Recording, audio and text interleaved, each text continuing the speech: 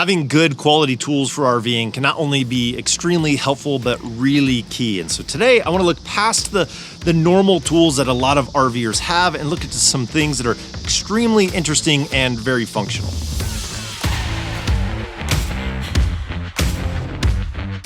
So first on our list, we're gonna look at some low-hanging fruit, which is a small cordless compact blower. This thing's more versatile than I originally thought. I used to think of it as just kind of cleaning up an area, kind of blowing off the steps or the mat in front of the RV, but it can do a lot more than that. And I like it because it's small and compact. This can come apart, so this gets really compact, and this is gonna be easy to store. So this is easy to keep inside of the RV when you travel. I do try and use this in a very limited capacity because I don't wanna bother people around us. When people go out RVing, go out camping, they usually want to get away from noise and sound, but this can come in extremely handy.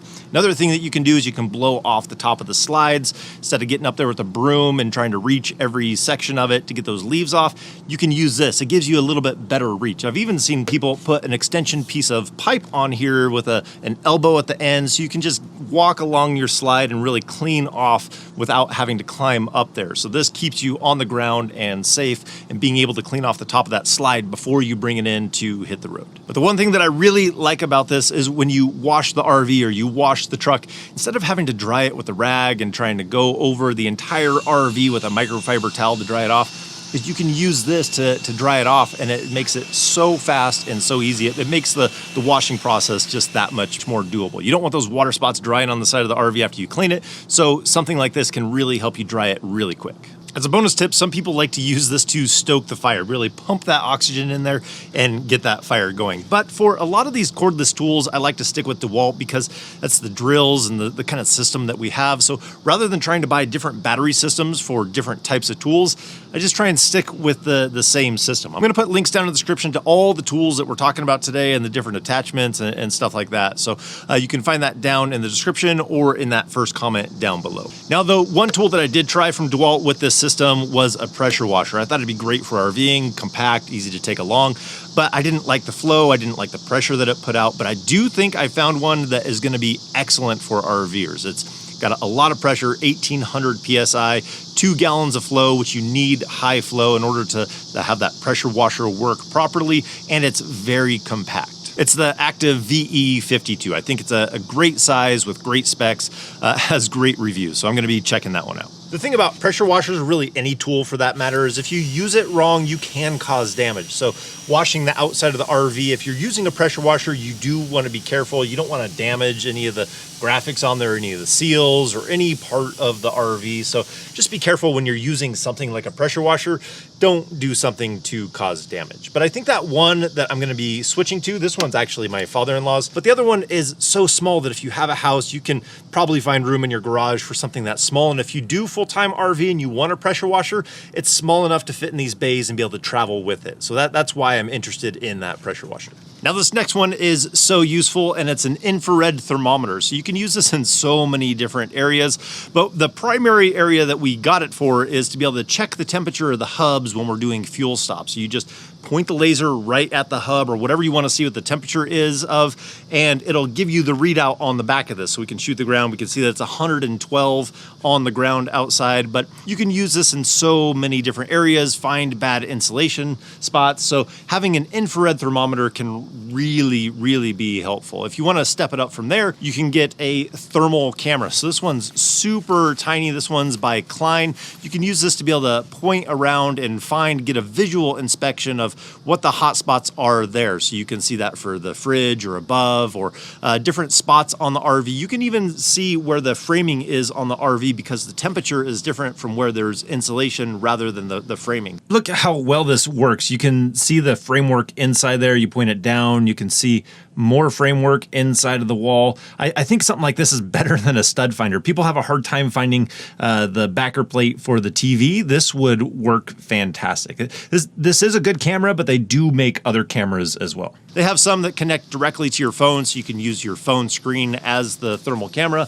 So there's lots of great options out there. You can even use this to find hot spots in your electrical system, see if there's any loose connections. You can do a quick scan with this and see if you have any problem areas that you need to fix. Very handy tool.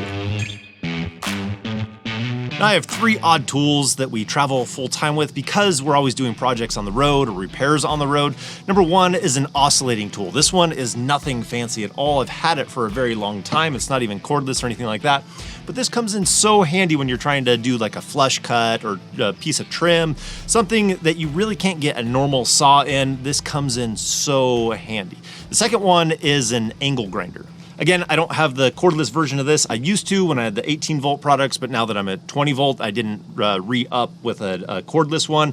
This one works fine because I'm usually doing projects around the RV where I'm going to have power. So this comes in great for being able to cut metal and make any of those modifications. And the last one is a circular saw, which sounds big, but it's actually just this little tiny guy. It's so small, tucks in behind the seat of the truck. So when I'm doing a project and I need a circular saw, I need to make a straight cut of some kind, I grabbed this guy. So easy, so simple, compact, gives me the ability to cut kind of like I would be at home with a circular saw for anything like a 2x4 or nothing thicker than that, but this gets the job done. So 3 kind of strange tools to have in the RV, but because we're full-time and the projects that we do, these come in really handy.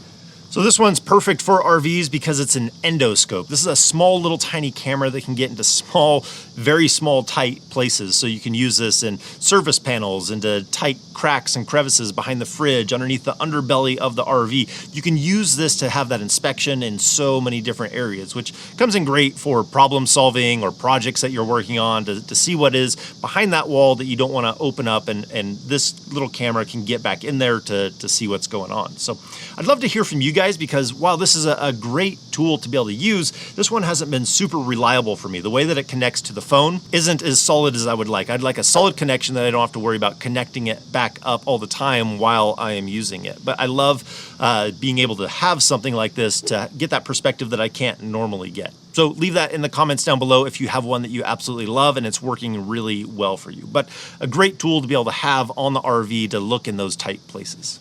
Okay, I have to be honest. There's actually 3 tools on this list that we don't carry with us. Number 1, obviously, was the pressure washer. Number 2 is the blower. This one is my father-in-law's also. We're there visiting right now. It was broken. I fixed it, and I was really impressed with it. I've been using it a lot around the RV while we've been here, so I'm probably going to pick one of these up. Number 3 is a chainsaw, a cordless chainsaw. I mean, look how cool this little guy is. He loves DeWalt products. This is his also, but it's a cordless chainsaw. This thing is actually pretty cool.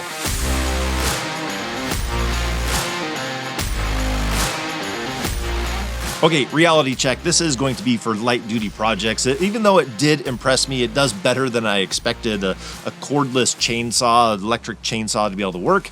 I'm not gonna start carrying one of these in the RV. Instead, if I needed something to be able to cut wood, like there's downed wood, or I need to cut up some firewood or something like that, I'm probably going to use something like a Sawzall. This just packs easier in the RV. We're not carrying one of these currently right now, but we have in the past because they do come in handy. There's been times where we've had trees across the road.